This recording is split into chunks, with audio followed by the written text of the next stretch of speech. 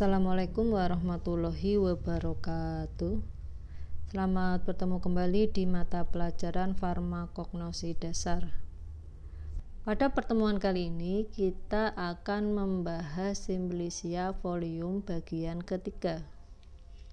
Adapun Simplicia folium yang nanti akan kita bahas itu ada 5. Yang pertama ada Caryophyllifolium, kemudian Cassiefolium, ada Coquefolium, Colei amboinisi, dan Colei Steutella arioidifolium.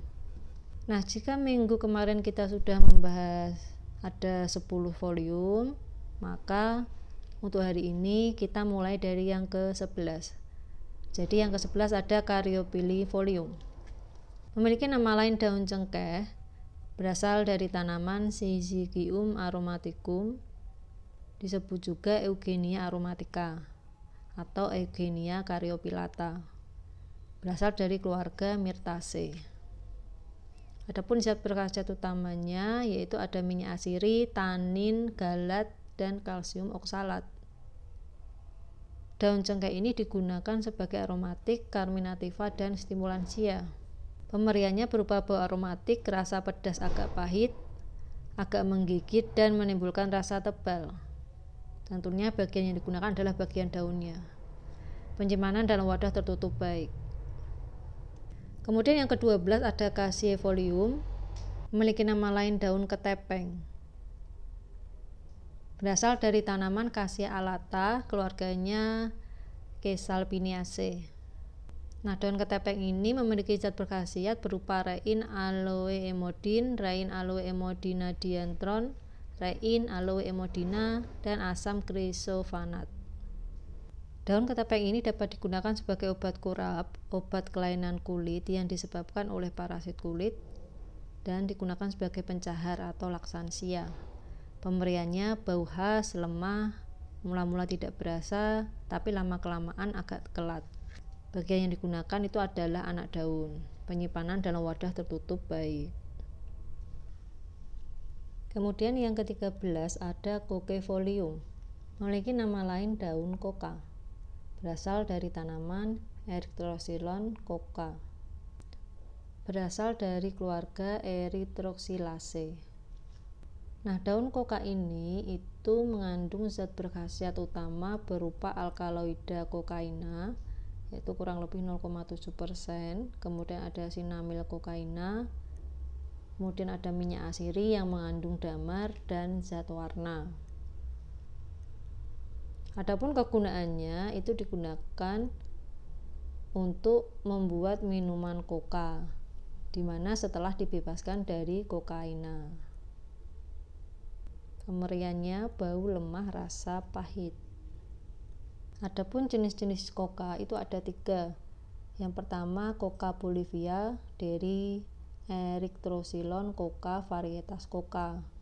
Yang kedua Coca Peru dan Coca Jawa itu dari Erythrocylon coca varietas Spruceanum. Kemudian yang ketiga itu adalah Coca Columbia dari Erythrocylon coca varietas Novogranatense. Adapun perbedaan Coca bolivia dengan Coca Jawa itu adalah terletak pada alkaloid dari Coca bolivia, di mana jumlahnya itu tidak sebanyak dibandingkan dengan Coca Jawa. Tetapi kadar kokainnya di dalam Coca bolivia ini lebih tinggi. Penyimpanan itu dalam wadah tertutup baik, terlindung dari cahaya, dalam lemari terkunci, karena coca ini termasuk dalam golongan narkotika. Kemudian yang ke-14 itu ada Colei amboinisi folium, memiliki nama lain daun jinten. Daun jinten ini berasal dari tanaman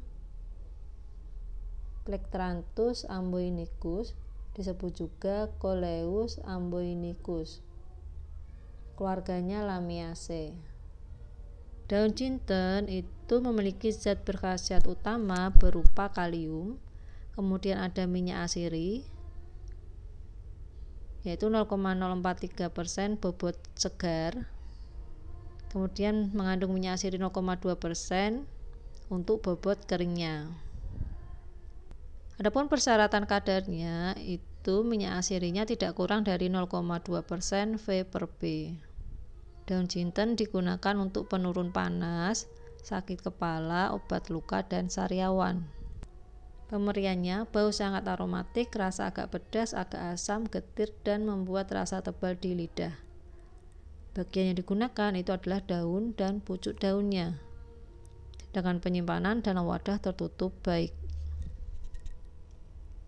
Kemudian yang ke-15 ada Colei Seutellarioidy memiliki nama lain daun miana, berasal dari tanaman Plectranthus scutellarioides, keluarganya Lamiaceae.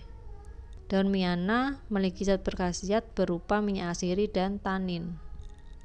Adapun persyaratan kadar minyak asirinya itu tidak kurang dari 0,3% volume per bobot. Daun miana juga digunakan untuk obat wasir, peluru haid, penambah nafsu makan. Pemberiannya tidak berbau, tapi mula-mula tidak berasa, lama-kelamaan agak pahit. Bagian digunakan itu adalah daun dan pucuk daunnya. Nah, mungkin sekian dulu materi volume bagian ketiga yang bisa saya sampaikan pada pertemuan kali ini. Sebelumnya saya ucapkan terima kasih kepada kalian yang sudah menonton video ini dari awal sampai akhir. Sekian dulu, wassalamualaikum warahmatullahi wabarakatuh.